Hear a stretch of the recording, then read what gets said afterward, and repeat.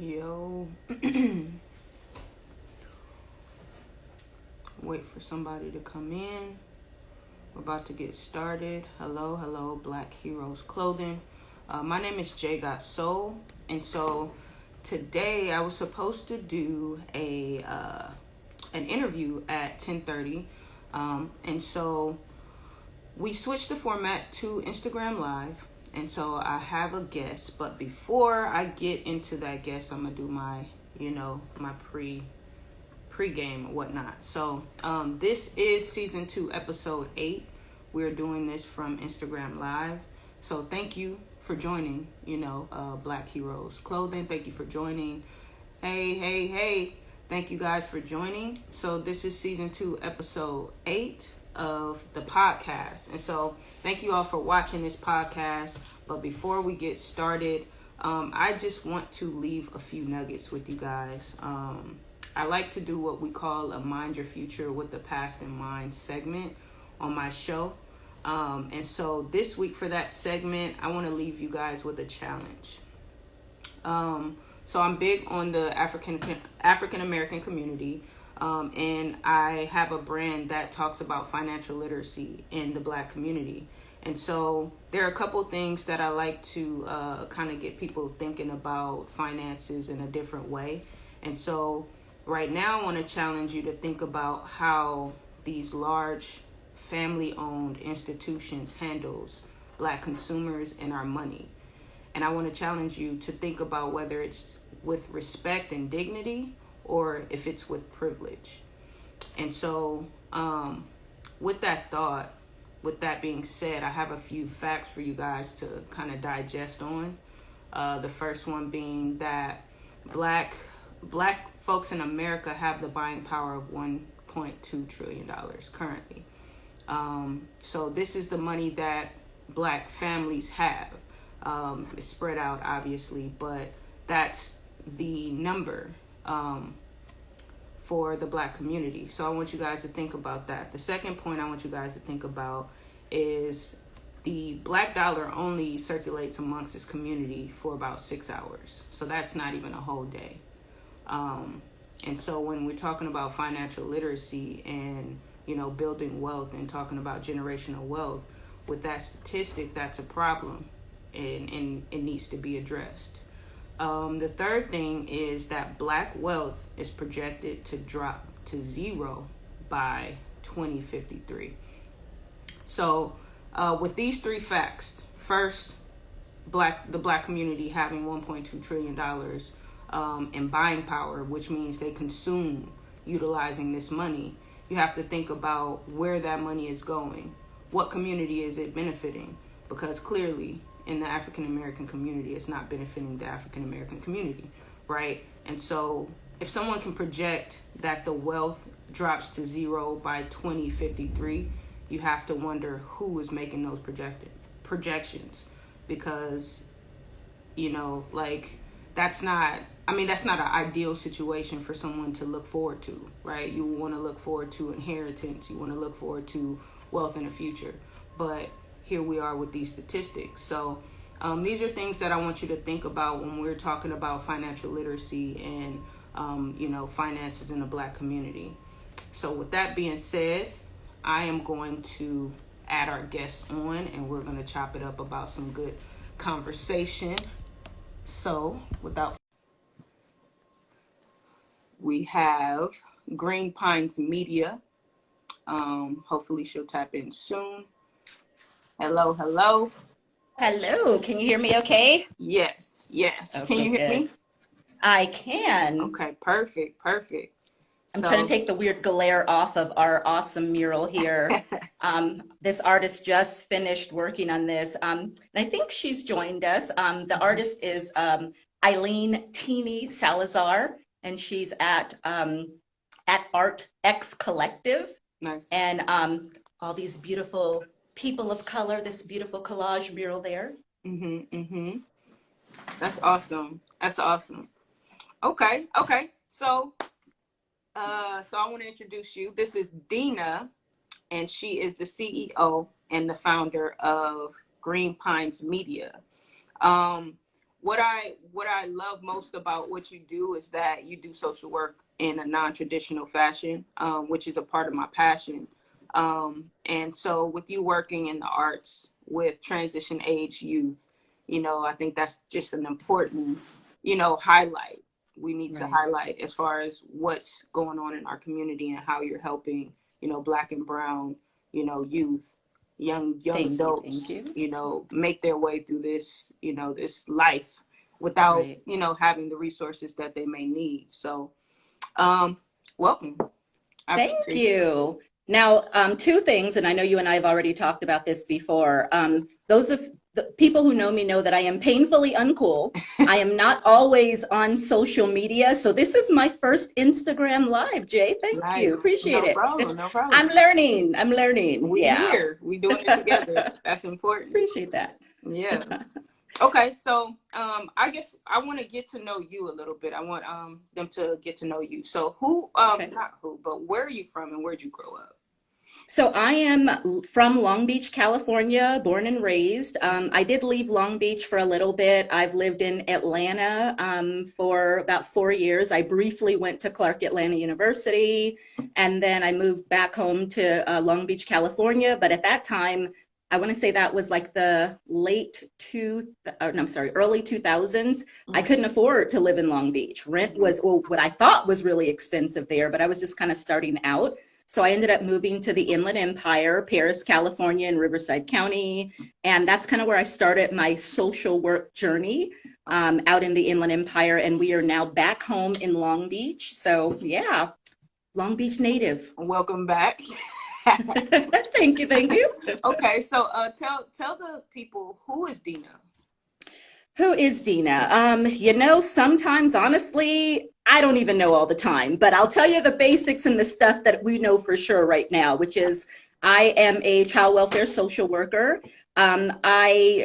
It's interesting. I came into the field of social work just because I was working at Cal State San Bernardino, and I worked in like the natural sciences department for a really long time, just doing like administrative type of work. And I thought, this will be my job forever. My best friend was my boss at the time, and working at a university is amazing. And by the way, those are state jobs, so great benefits. Mm-hmm. But before my job went full time, permanent, I ended up having a change, and I ended up working in the social work department.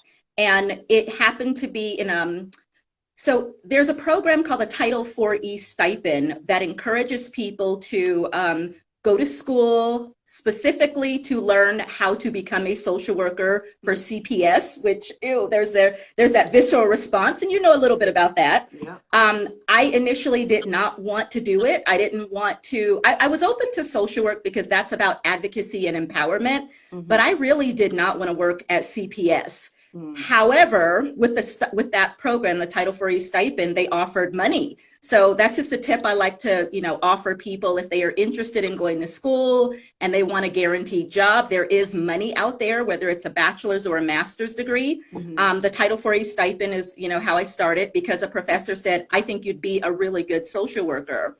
And initially, like I said, I didn't want to do it, but my husband and my dad conspired against me and was like, they're trying to give you money for grad school. Come on now. And of course, they were like, pray about it. And I just really felt God was leading me to become a social worker. So that's what I did. Mm-hmm. And just seeing traditional social work practice in that environment, I knew it just was not for me. We needed to do social work in a drastically different way Mm-hmm. because I worked with young adults after they aged out of the foster care system. Mm-hmm. And back then, this is about, I don't know, over a decade ago, we were teaching life skills, which are important and are needed, but a lot of it was life skills that didn't line up with the needs of the young adults who needed those life skills. For example, we had a ton of creatives, and I'm talking about like musicians, singers, dancers, comedians, and we were so busy trying to get them jobs at like Taco Bell and Walmart because we knew that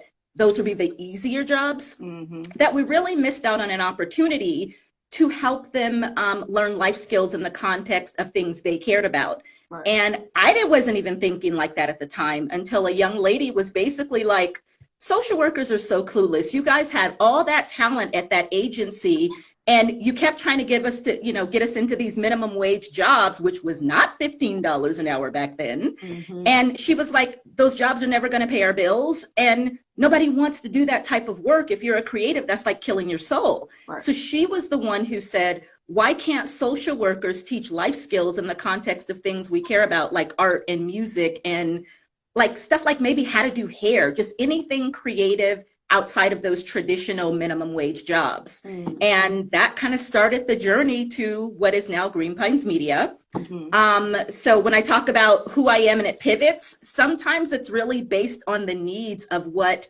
and not necessarily who I am, because that's fairly stable, but as far as what I do, Mm-hmm. that will change based on the needs of, the young people that we're trying to help. Yeah. So aside from social worker, I am, daughter, wife, sister, all those other things. I'm a believer. Although Green Pines Media is not a faith-based company, we are people of faith, and that is what drives us, if that makes sense. Nice. So other than that, I do have to say, I'm kind of that, I don't know how many people, I'm sure everybody is now, are familiar with Awkward Black Girl, Issa Rae's original YouTube series. I felt like that was part of me. Like I have always been that awkward Black girl, the Black girl nerd into cosplay, even when it's not Halloween, Mm-hmm. into just being creative, doing home improvement, working with my hands, because creating is how I relax. Yeah. I just don't do traditional art, so to speak.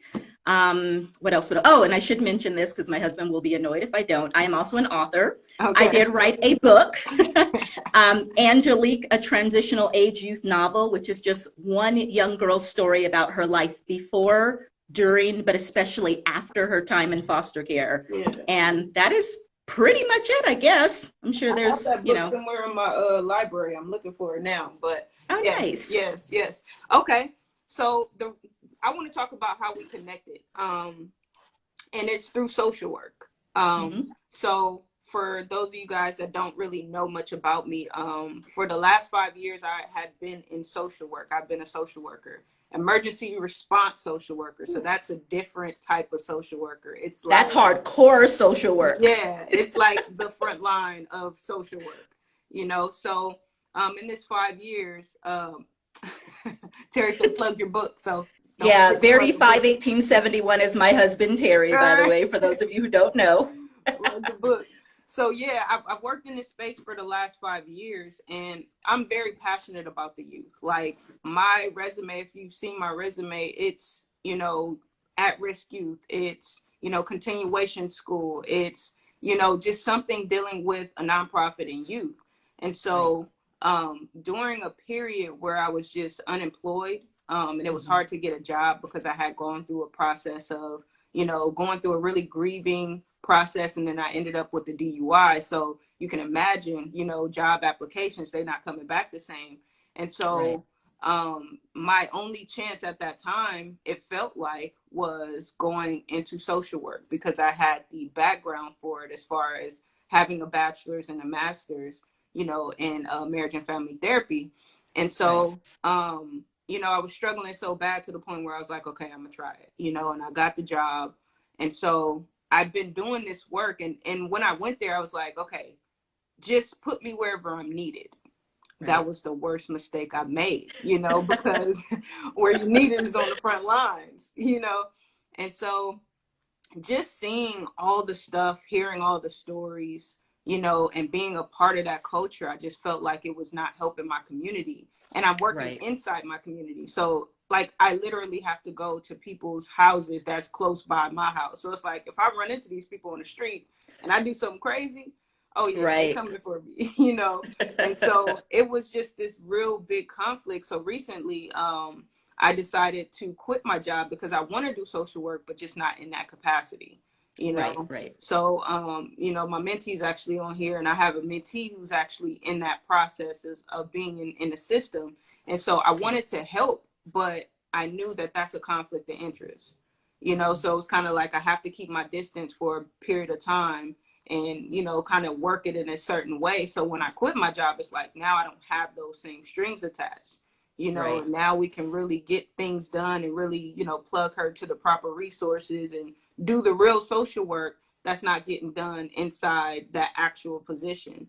And Right. so, you know, seeing your company, because your company, I was deciding whether I was going to quit my job. So when I came to the Juneteenth concert, Oh um, yeah, yeah. yeah, that was the first time I came and I saw what you guys were doing, and I was like, whoa. And Mikey, she was like, yeah, Dina, you know, she's a social worker, and I was like, what?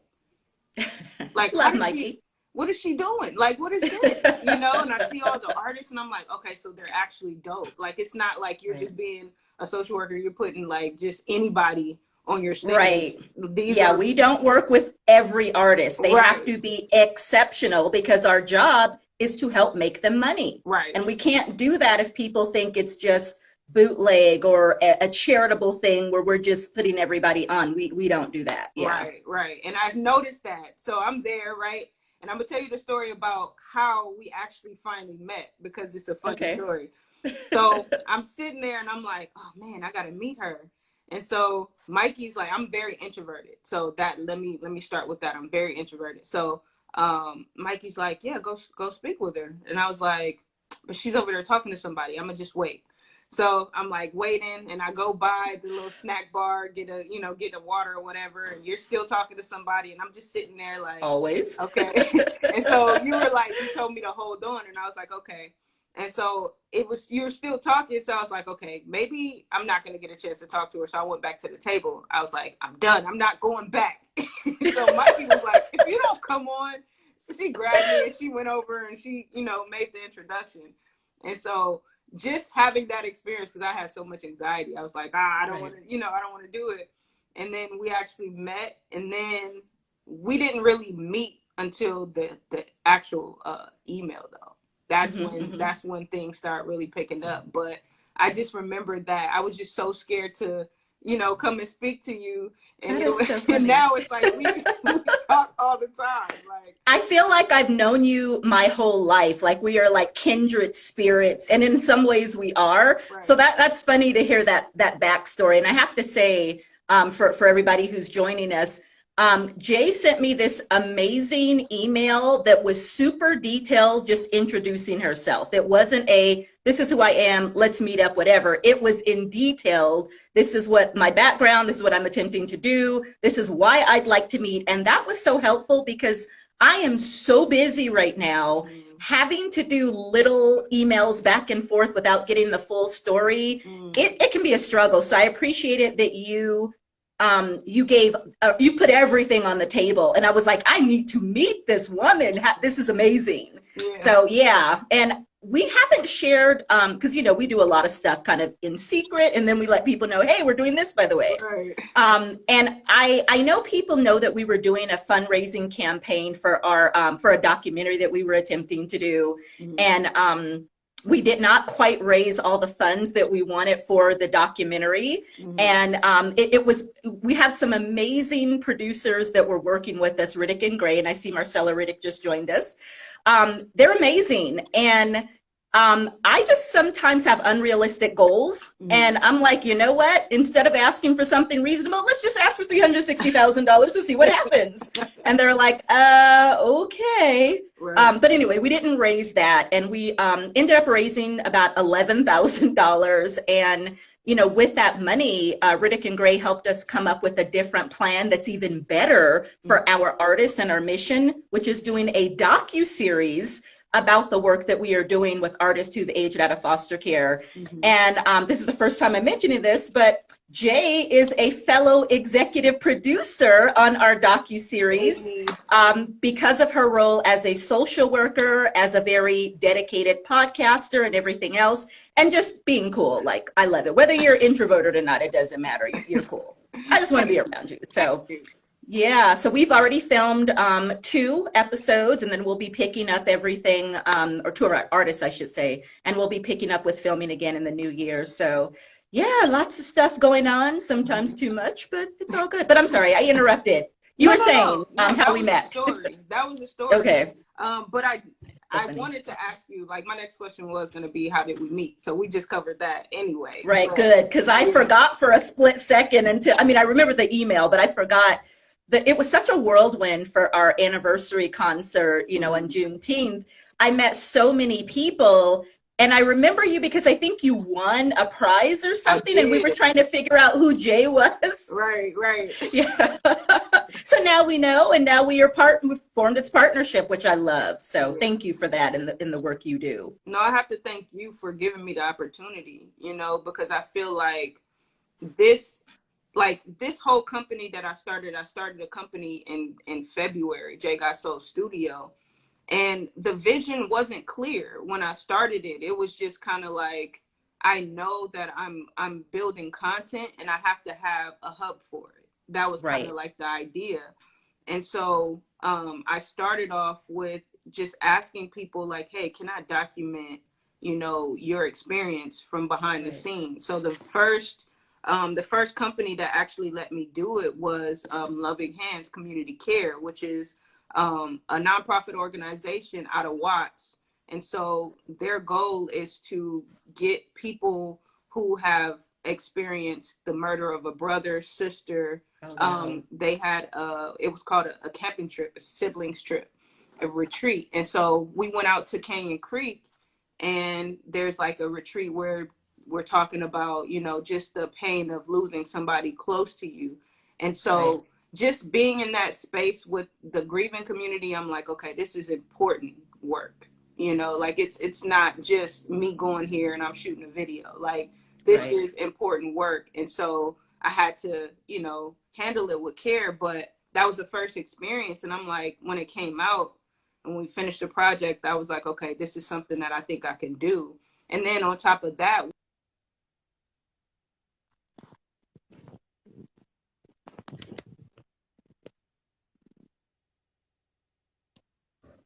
able to hear me? Oh, okay. I got you back now, the Okay. sound. Yeah, someone was calling. Okay, so with the Black Money Matters Act Like It and all that kind of stuff, it was like I want to shoot companies that is minority and black owned. Right. Like help to give them that notoriety because they do the important work, but they don't have the documentation. And I think that that's the reason why a lot of our projects aren't properly, shown because the documentation, is not proper. So that project was super fun because I got a chance to go through the healing process as well. Because I'm somebody Right. who has dealt with a lot of grief of people passing away and stuff like that over the years. So it gave me a chance to heal in a Right. space where other people are going through the same pain.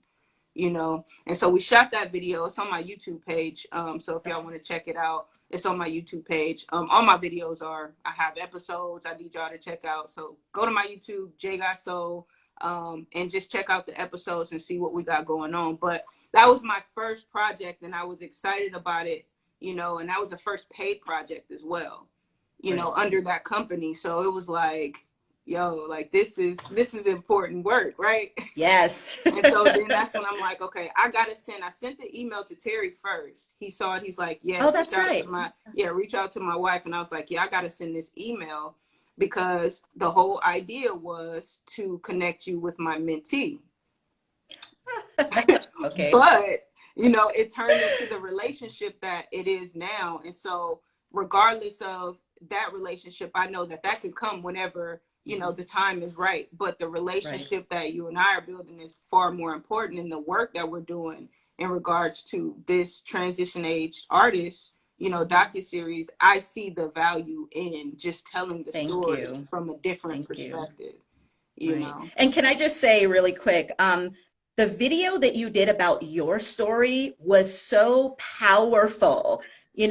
Just your transparency and talking about the trauma that you've experienced is really what grabbed me. And I said, I need to work with her. So obviously your experience as a social worker and everything else is helpful, but Mhm. it was the video you did about your story that really just, it was really, really powerful. And I thought this is what we need to do for our artists. Mhm. So yeah. I But anyway, sorry, appreciate go ahead. I appreciate that. You guys go check it out. It's called Unbroken on my YouTube page, It's at the awesome. handle J Got Soul. So check that out. Okay. So what is Green Pines Media? So initially, when Green Pines Media launched, we were an indie publishing and podcast company. Because I thought, well, I wrote a book and I can help former foster youth write a book and tell their stories and make money that way. And at one point we had a podcast. It is still out there on iTunes and SoundCloud, but it's called Formerly Fostered, where I would interview young people initially who've been impacted by the system, let them say whatever they want, and then just go back and edit out some of the identifying information so it didn't cause trouble. It was great. I love podcasting, but I just couldn't keep up. And, you know, it was just a lot because I was doing everything. And so really quick, if people are doing, you know, podcasts or anything, please get partners. Please work with other people. You cannot do it alone. Or if you do, you can't be consistent. Right. So I thought we'd take that, you know, it'd be on hiatus for a bit. But in the meantime, I was talking, because I did no research when I started Green Pines Media initially, only to find out that all of the former foster youth that we thought we'd be helping were like, yeah, I don't read. What else do you have? And you wrote a book. Great. So I was like, I guess we have to kind of, you know, pivot and look at something else, because we're about impact, not just starting things. Right. And trying to force what we want onto people. We try it's something called human-centered design, where you're always keeping the customer or your client or the population that you're trying to help at the center of everything you do. I just didn't know about human-centered design. But at the same time, I was reading a book and it happened to mention social entrepreneurship. And I was like, that's interesting. I had a master's degree. I thought, let me see if they're offering a PhD in something like that, because that might be helpful. No one was, but USC in the Marshall School of Business had a master's in social entrepreneurship. And of course, I'm sure this is not how it happened, but this is how my brain remembers it. I feel like I emailed them just to ask a question about the program.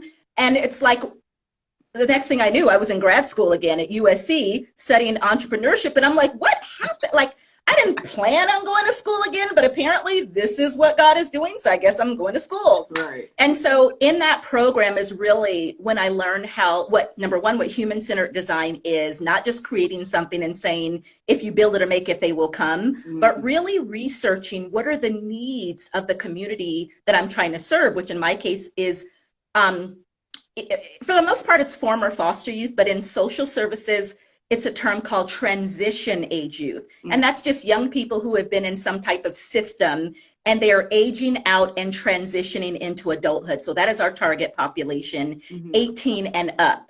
And so when I was there, I really learned how to listen, how to do research, how to figure out what the needs of our community is.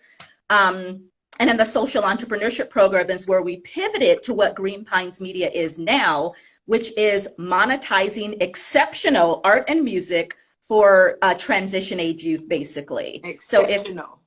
Exceptional art. Yeah, we can't accept everything, unfortunately, because our goal, again, is monetization. Right. People do not want to spend money consistently on bootleg stuff. You know what I mean? Right. And so we have created an album. And, you know, it's interesting because I launched the company in 2019 while I was still a student, because the goal was to establish credibility with a lot of the exceptional artists, because I'm a social worker. I didn't know what I was doing, but I was learning business at USC, you know, in the social entrepreneurship program. And it was also to test the concept. We needed proof of concept. Yeah. Would it even work? And it's like, oh, well, we're going to figure it out, right? And so we launched, and 2020 was supposed to be the year that we just, you know, came out, you know, full blown, and we promoted and did everything, because we do release music on streaming platforms like Spotify, Apple Music, and all of that. And incidentally, our artists can do that on their own. But what we do that's a bit different is we do pay them. It's not a ton. But, you know, it's artists who are up and coming, and, you know, artists who, you know, are trying to figure things out on their own, but they weren't getting paid.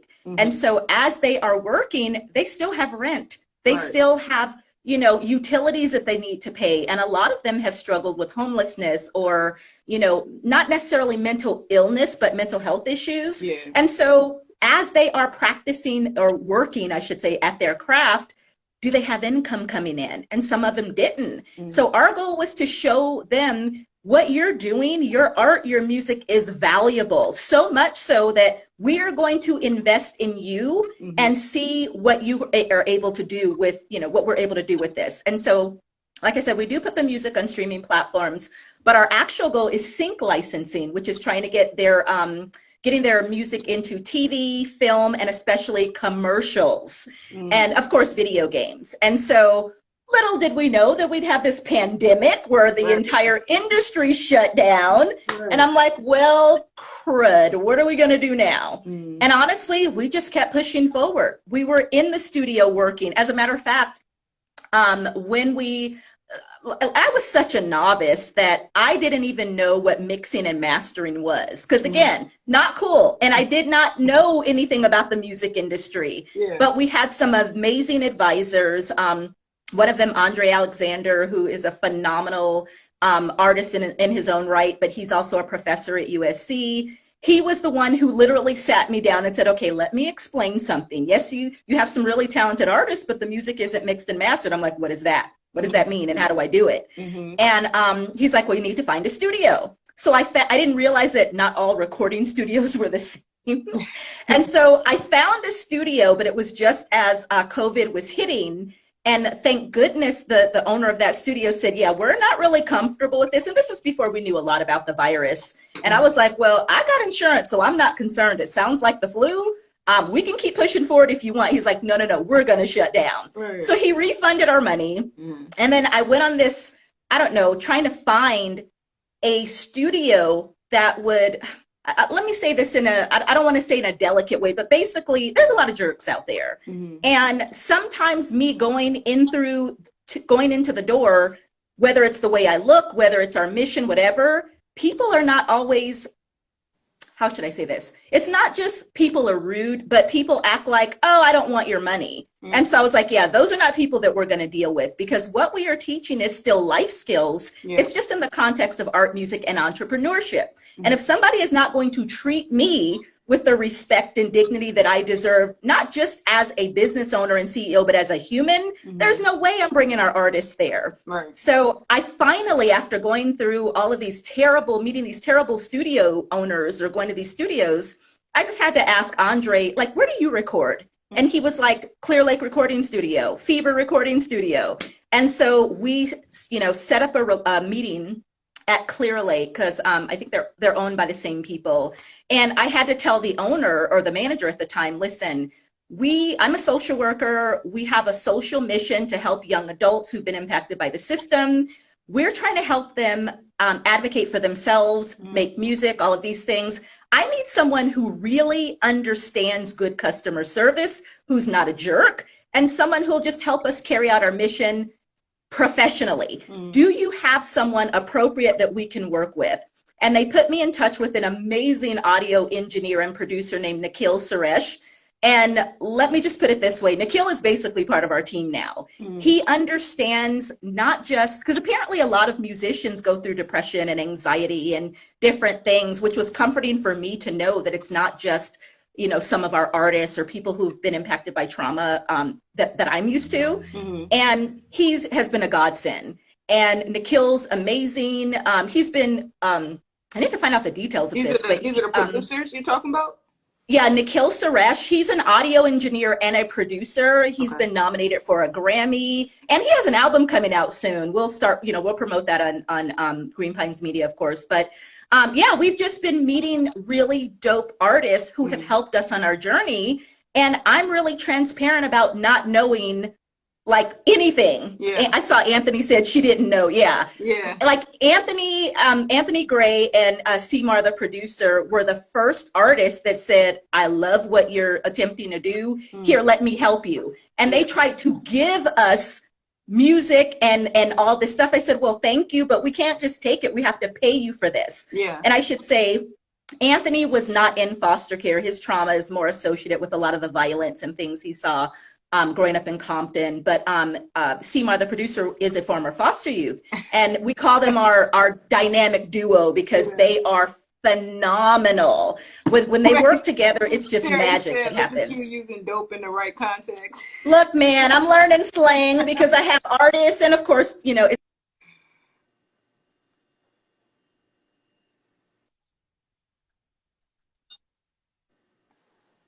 Uh-oh.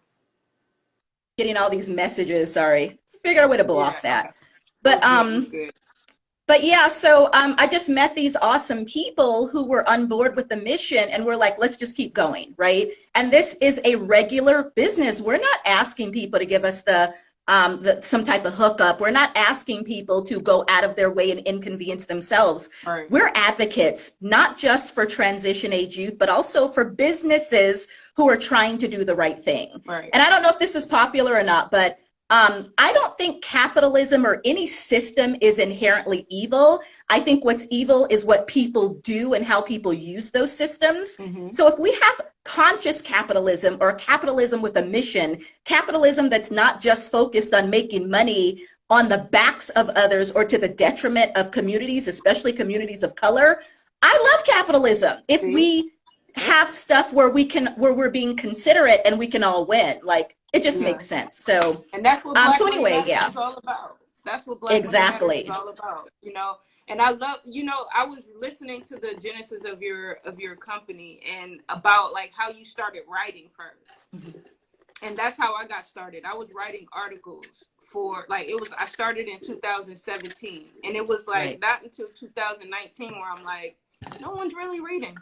So you know, I'm doing all this research, you know, and I'm putting it all in my articles, and I have quality writings going here, and I can barely get people to read it. And people will be like, yeah, I read it, you know, and if I give them some information or ask them what they read, they still can't tell me. And it's not like I take it personally, but it's just kind of like, okay, I have to find another strategy, you know? And it's the same thing, kind of like, you know, I have to find different ways to get people interested in taking inventory of their finances, you know. So clothing, you know, we love to buy clothes, you know, trying to get some workout gear going, trying to get people motivated to stay moving, because COVID has gotten us all mixed up, you know. Ooh, yes. You know, so just trying to find different ways. I'm also doing some music too, so I got to share some of my music with you. It's not mixed and mastered yet. But okay, now that I know what that is, yeah. right. But I did want to share that with you, but like just even through songs, you know, because I think that putting certain messages in certain ways where people can digest it in a way where it's creative, it makes them willing. Right. You know, but if it's kind of like that feels like it's above my head, then it's like I don't really want to hear that right now, or you know, this may be true, but I'm not interested. Right, you know? right. And so, yeah, going back to moving with the way the customers will receive it, you know, I think that's very important. And that's why we connect so well, because we have similar understandings. You know, I'm trying to get like you, though, as far as being an author, having a hard time. Well, I still have a hard time. I should have come, like, technically,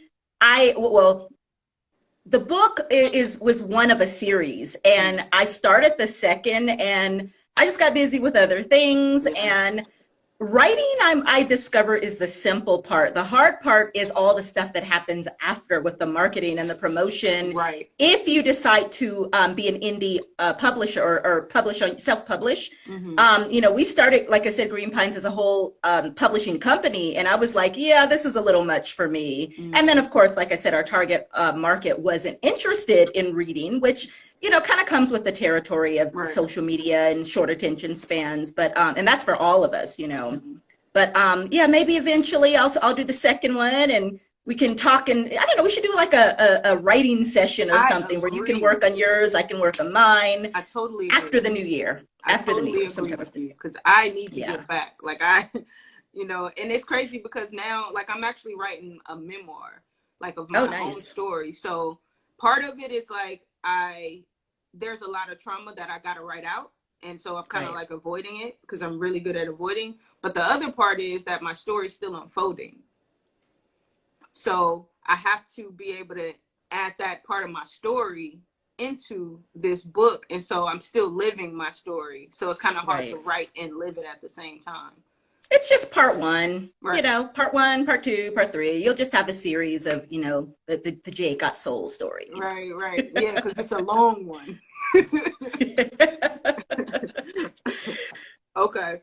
So let's see. How did you get started in entrepreneurship? Was that something that you learned as a kid, or was that something you were interested in long ago? How'd you get started? Yeah, so in hindsight, and I hope my dad does not get upset with me saying this, but I feel like entrepreneurship was kind of in my blood because my dad was always thinking about how do I basically have a side hustle? How do I have another company? My dad worked in law enforcement when I was younger. Like he's always worked these pretty decent either state or government jobs, but he always wanted additional income. So when I was really little, maybe like 7, 8, somewhere around there, I remember he started a cleaning business where he would clean commercial buildings at night after work.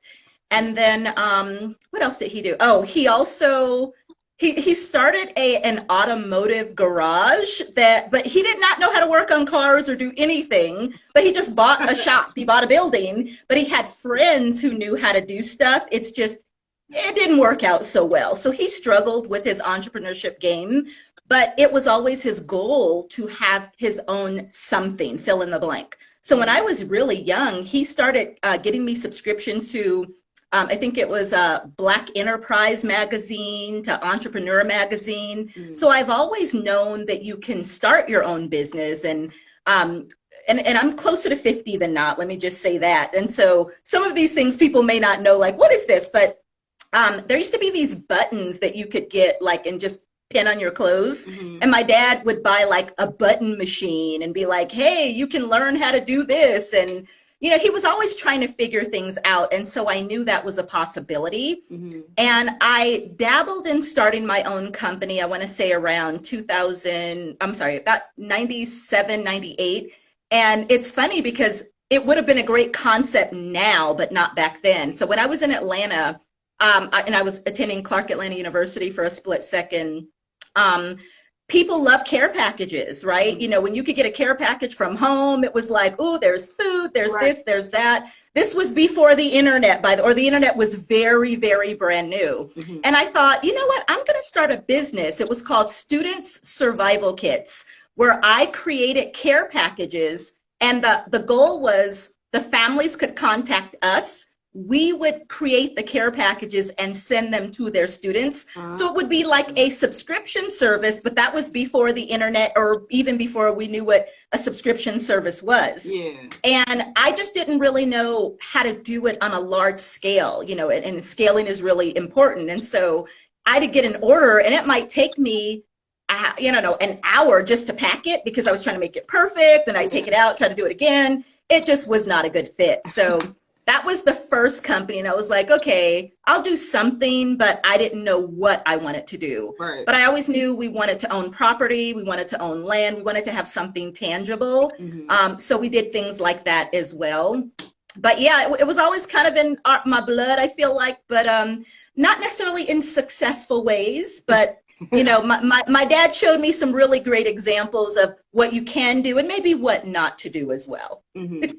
Okay. So yeah. Okay. How did your business do during the pandemic? Like, was there, what happened for you during that? Let me put it this way.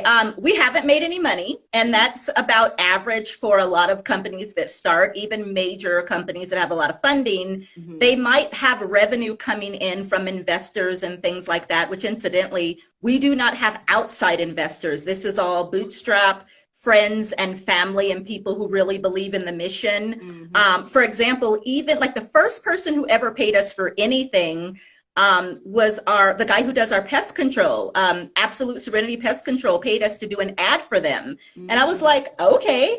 And so it's just people who are really passionate about it saying, let me help you. And that's kind of how we got started, but we don't have, like I said, we're not accepting investors right now. And I'm sorry, you had a specific question, and I think I forgot it that quickly. How did your business do during the pandemic? Oh, the pandemic, yeah. So we didn't make any money, but we just worked. We just kept it going. We focused on the mission. We got into the studio, masks and all. We were recording. We literally released our first compilation album in November, I want to say, of 2020. And we just kept it pushing because our artists were really struggling, Early in our marriage, I had a lot of health issues. And so we learned how to really live off of one income just in case. And when we kind of set up those habits, that allowed us to kind of put a little money away and do other things. And so, yeah, we were able to be okay. But a lot of our artists didn't know their rights. And so we had people who were trying to force them out because they lost their jobs. They were ending up struggling with either homelessness or the threat of homelessness. And because we're just kind of getting started and establishing relationships, they didn't always feel comfortable coming to us and saying, hey, I'm about to be homeless, can you help? Yeah. Even though we would always say, let us know if you need something, even if it's not something we do. This is social work, very different, but it's social work, and at least maybe we can find someone to help you.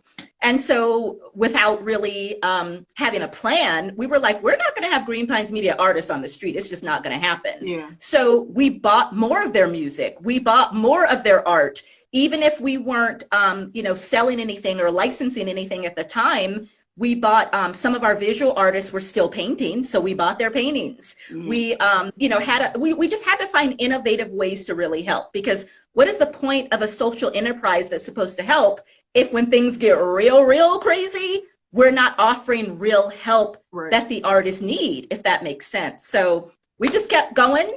I am not afraid to share that we had a deficit of almost $90,000 last year with everything going on. And one of the reasons I like to be really transparent about some of the numbers is because people don't always know how much stuff costs. Right. And we're not talking just music. We're talking about everything that goes on behind the scenes. Yeah. And again, not just studio time. We're talking about attorney's fees, insurance, anything you can think of to run a business. That doesn't shut down just because people aren't buying or because of the pandemic. Right.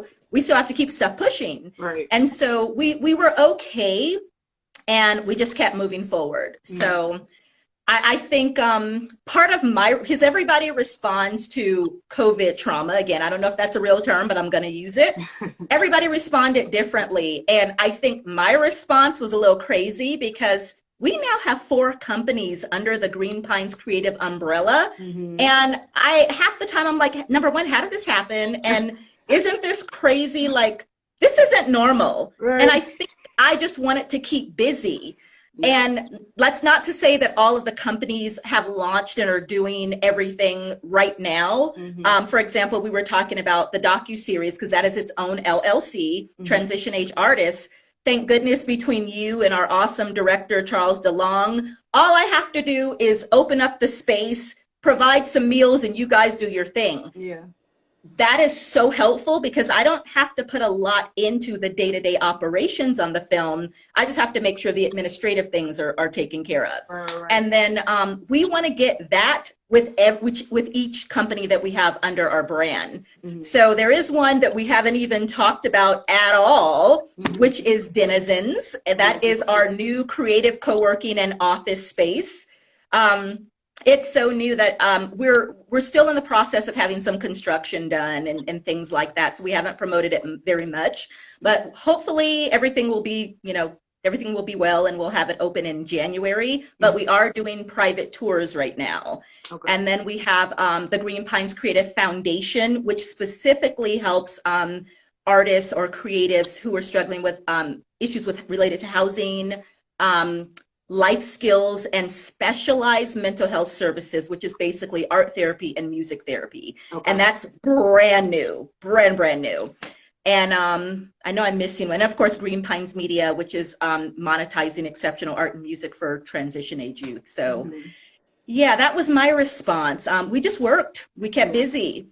And I don't want to go into this part too much, but when we lived in the Inland Empire, we lived in a city called Moreno Valley, and loved it. We had a really nice big house because out there you can get a lot more for your money. Mm-hmm. And we were part of what I thought was a very close church community. Mm-hmm. And when COVID hit, I was just so disappointed by the response. I was just really disappointed by a lot of the people that I thought were in my support system that basically said, Blacks have no problems. Racism doesn't exist. Just shut up and, do what you need to do. And like I could literally count probably on one hand the number of supportive people from our church who either reached out or said, yes, there is a problem here. We need to do something about it.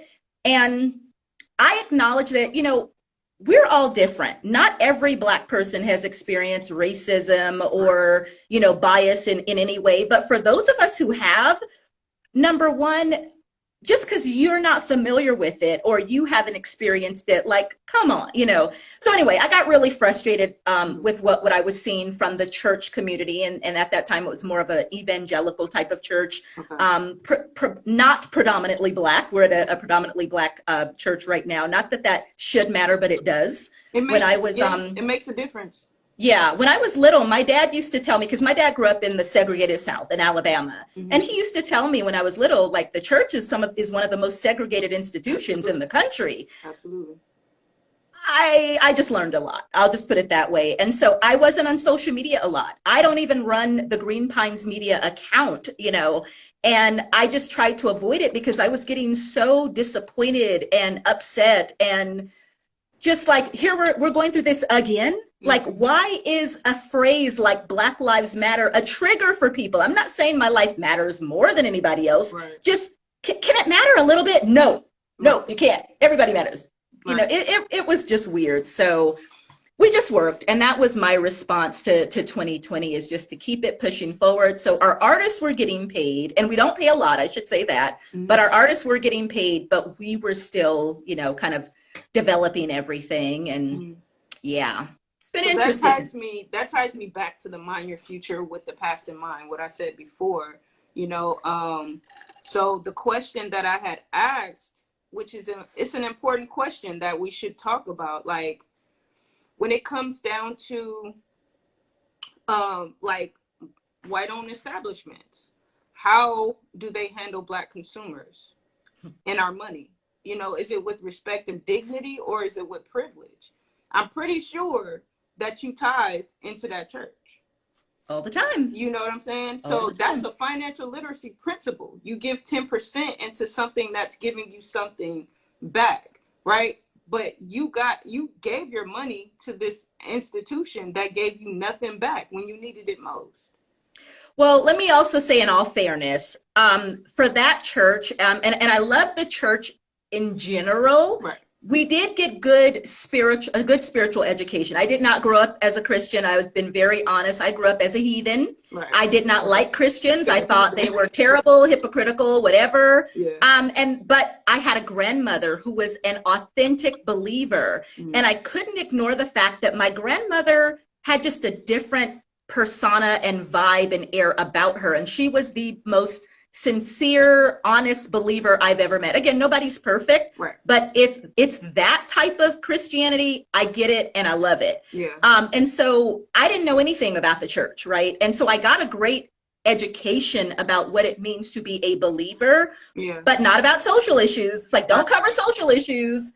And I'm like, yeah, but that is an issue. Or if nothing else, it is something that causes grief and sadness and issues for me. So even if you don't believe anything, how about be supportive of me as a human being, as a so-called, fellow, as a fellow believer and so-called part of your community. So I did get something. I just didn't get that type of support because some people believe that, well, if you don't talk about it, it's okay. Right. It's never okay when it's something like that. It's like when people say, I don't look at color. Mm-hmm. I'm like, I get what you're trying to say, but if you don't look at color, then you don't see everything about who I am. How can you not? Too, though? But that also affects your spirit. Oh, absolutely. So absolutely. It's still like connected to your soul. Like, you know what I'm saying? And so even with that, like having good spiritual teaching, that's important. But if you're not concerned about my soul in general, like how I'm handling this, it's like, are you doing me a disservice or like, and so I love that we had that conversation. Like I love that came up because that's an important piece to understand, very true. Like how this whole thing is working and how people really see you. Right. Yeah. Bye, Terry. I just saw he had to leave. But yeah, that is a good point because I think that's something that a lot of institutions do when you're talking about Black dollars and Black money. does it really matter? How does it matter? I think we're often put into boxes like, okay, yes, I'll be supportive of you in this environment and in this context, but I can't be supportive of you with everything because that's too Right. controversial or because people may not like it. So thank you for putting that out. That is a very good point, that we are often segmented. Yeah. And one of my stepsisters, she reminded me of this term, respectability politics. Like, Yes. we will help you if you're Yeah. respectable To what and we if do. we like you and if we can relate to you. But if it's none of that, if you're not respectable, there's no help for you. There Right. there is no forgiveness. And I'm like, well, that's kind of not what Jesus taught. Right. So okay, it is what it is. But Right. yeah. Yeah, and I've also dealt with that type of racism inside the church as well. Like, so I know that that is very alive and well. And it's not necessarily like, I'm not saying like, oh, white people are bad, Right. but there are those spaces where the support is cut off. And it's For like, sure. if once you cross that line, right, you're just not white. It is what it is. That's where it cuts off. You're just not white. So the privileges that, the white will get, you just don't get them because you're black. And it's just that simple. You know what I'm saying? And so it's unfortunate, but it's the reality. Yeah. Like even Yeah. with what you guys are doing in music, this is all coming to me now. Like what you're doing in music, you're willing to help people who are in bad situations, but you want them to do the best. Like you want their music to be of a certain quality, right? Right. A lot of artists are going into these industries, they're making music that is tearing down their community, and they're being compensated for it, millions of dollars, while you're struggling to give your transition age who are exceptional, the top dollar on their product. Yeah. It's just the system. It's how it's set up. Yeah. So yeah. Whew, getting deep there. Oh, yes. yeah. Yes. Oh, yeah. But we're gonna wrap up because we gotta go. We almost out of time. But I definitely appreciate this conversation. You are very welcome. Appreciate you for rocking with me. We had to make a couple changes last minute, but we got through it. So yeah, and I'm glad because this is, like I said, my first Instagram live, and now I'm like, okay, I learned how to do it. I always learn stuff from from the cool folks that I know. So thank you, Jay. Appreciate that. No problem. All right, you guys. So before we head out, I hope you enjoyed this conversation. If you have any questions or comments, please drop them. But also check out my website at jgotsoul.com. I have so much valuable content. You can also catch my YouTube page on jgotsoul.com, as well as my articles that I wrote and just my clothing that says Black Money Matters, Act Like It, as well as financial literacy as well. So Which the whole awesome. idea, yes, the whole idea is for us to take inventory of our finances and just be cognizant of who we give our money to. Because in this conversation, we're talking about how, just supporting these people who don't support you doesn't make sense for your livelihood. So we're trying to build generational wealth. They say that our wealth is going to be at zero by 2053. And we got to reverse that, projection in general. So let's get to it. Take inventory of your finances.